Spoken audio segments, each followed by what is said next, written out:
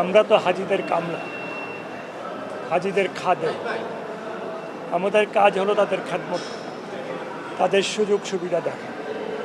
আমরা যদি সুযোগ সুবিধা দেখতে ব্যর্থ হই, আমাদের উচিত আমাদের দায়িত্ব ছেড়ে দেওয়া। আমি তো পরিষ্কারভাবে বলি, কারণ হাজিরা হলো আল্লাহর মেহমান। মাননীয় প্রধানমন্ত্রী পরিষ্কারভাবে নির্দেশ দিয়েছেন, তাদের সাথে যদি সুন্দর আচরণ না করা হয়, তাদের সুযোগ সুবিধা যদি সঠিকভাবে দেখা না হয়, উনি ব্যবস্থা নিতে দ্বিধাবোধ করবেন না। উনি পরিষ্কার ভাষায় বলে দিয়েছেন।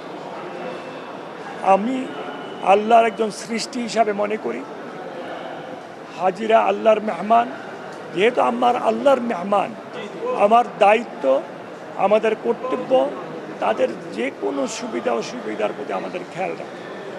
আমরা এটা আমাদের দায়িত্ব হিসেবে মনে করি। আপনারা যে প্রশ্নগুলি করেছেন, এটা আমারও প্রশ্ন, এটা আমারও ভিতরে আছে। আমি এই নিয়ে চিন্তা ভাবনা করছি, তবে আমি বুঝাতে পারবো না আপনাদেরকে আমার মনের অবস্থা। কারণ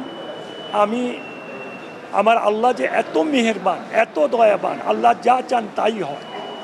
আল্লাহ যদি অসন্তুষ্ট হয়, তাহলে আমাদের কোনো উপায় না। আল্লাহর মেহমানদের খেদমতে যদি কোনো আমরা অসহযোগিতা করি বা সুষ্ঠুভাবে না করি, আল্লাহ আমাদেরকে ছাড় দেবেন। মশার ব্যাপারে আপনার সাথে আমি সম্পূর্ণ একমত। সেই ব্যাপারে আমি প্রথম থেকে এইখানকার যে এই হাজি ক্যাম্পের যিনি পরিচালক, ওনাকে নির্দেশ প্রদান করে আসছি যে মশার উপদ্রব থেকে যেন হাজিরা মুক্ত থাকে, এই ব্যবস্থা নেওয়ার জন্য যা দরকার, যা প্রয়োজন তাই করতে বলেছি। যে আইন মানে এই কাজটা করতে গেলে আইনের ব্যত্যয় ঘটবে, ব্যত্যয় ঘটুক, কিন্তু মশা দূর করতে হবে।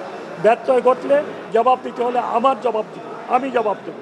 মাননীয় প্রধানমন্ত্রী নিজের থেকে ইচ্ছা প্রকাশ করেছেন, উনি প্রথম হাজি ক্যাম্পে আসবেন, হাজি ক্যাম্প পরিদর্শন করবেন, তারপরে উনি এয়ারপোর্টে যাবেন।